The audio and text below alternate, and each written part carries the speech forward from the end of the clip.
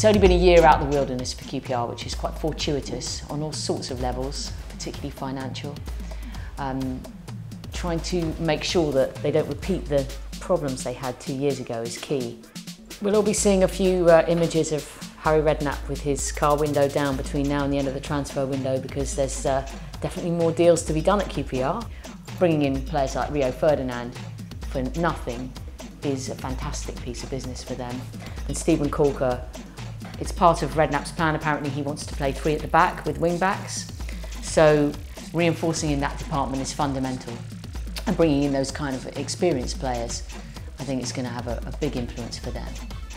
But they desperately need firepower. Harry Redknapp said last season that perhaps his best signing wasn't actually a player who might be very important to QPR's prospects this season. A guy called Steve Black, who was a friend of Joey Barton's, no less, was brought to the club last season and had a quite radical effect on changing the mood in the dressing room.